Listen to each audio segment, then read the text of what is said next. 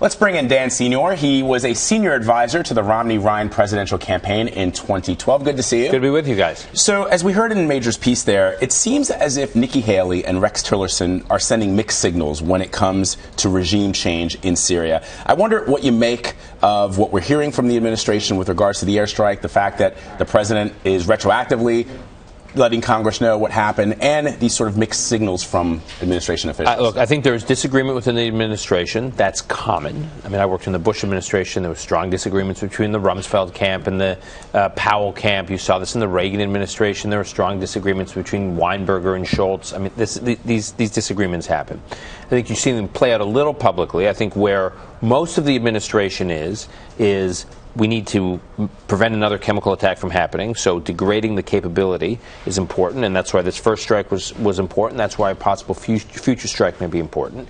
We've got to focus on ISIS, so we've got to defeat ISIS. They all agree on that. In fact, General McMaster, the National Security Advisor, yesterday synthesized the Haley and Tillerson's positions focusing on that.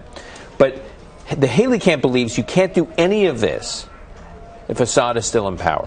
That basically Assad's attacks on the Sunni population create an opportunity for ISIS to recruit terrorists to go fight. They radicalize people. And if Assad is still wreaking havoc on the Sunni population, your ISIS problem doesn't go away. So you've got to deal with both sides. That's what Haley's arguing. And I'm not sure Tillerson disagrees. I think there's probably disagreement about how you get rid of Assad. That's the issue. Because no one said yesterday on TV, none of these campaign government officials, administration officials, not a single one said the U.S. should take the lead in removing Assad. Where the difference is whether or not Assad should go. Now, Secretary Tillerson, Dan, will be in Moscow tomorrow to meet with his counterpart.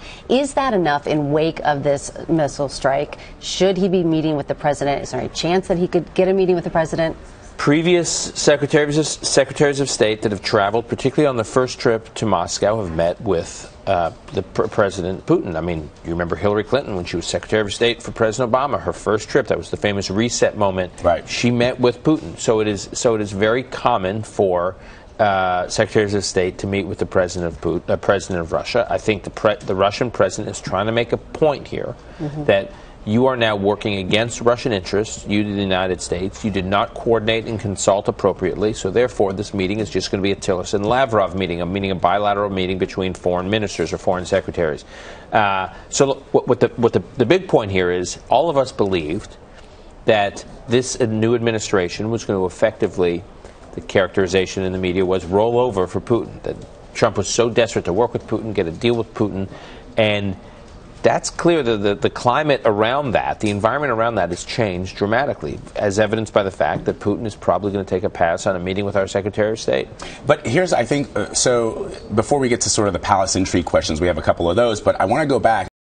What happens in Syria has to happen with the Russians. We have to work with the Russians to do, and I don't see it right now, they're not sending any signals that they're going to stop supporting Bashar al-Assad so that there can be any kind of regime change. So what people will say, Dan, is, sending some missiles in, everybody, when we saw those images, those heartbreaking images of those children gassed to death, felt that we had to do something. People felt like that back in 2013, right?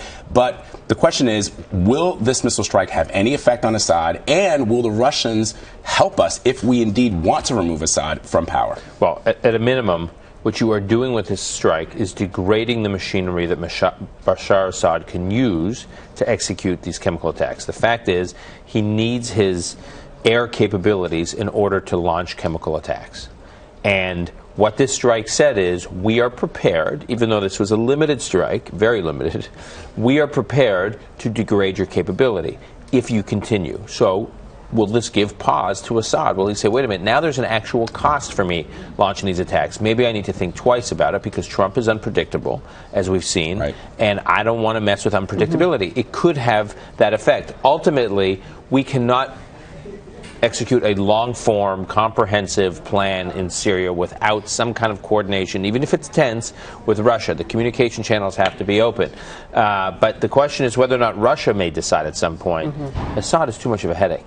We are now in a bilateral crisis with the United States over Syria, with an unpredictable president who's prepared to launch military strikes I don't need this. Right. Well, all of that is going on. There's also been quite a bit of a shakeup in the Palace intrigue. Right. Last week, Steve Bannon was removed from the National Security Council, and we just heard Major Garrett reporting that the Deputy National Security Advisor, KT McFarland, being shifted to a new role. What are you hearing about all this, and what's motivating all this movement? I think that a couple of things. One, I think that H.R. McMaster becoming National Security Advisor has quietly and methodically been putting his imprint on the national security team. And so there were these dueling camps, and this person was on the National Security Council, and now is not on, and KT McFarland's moving. I think this is, H.R. McMaster has been quietly working through the system to create a functioning National Security Council. That's what this is about. And if you look at what he's written over the years, the stuff he wrote about, the book he wrote, Dereliction of Duty, about the Vietnam War, and how dysfunctional the military leadership in that particular case was in dealing with the president about the Vietnam War, and how that created so many problems. He's very focused on process. He's very focused on chain of command as it relates to national security decision-making. This has been his life's work, academically at least. And I think you're seeing that now. He's basically saying we cannot have a functional foreign policy without a functional national security interagency process and team, and he sees it as his primary responsibility to get that in order. And that's what you're seeing these changes, that's what they're about. All right, Dan Senor, thank you so much. Good to be with you guys.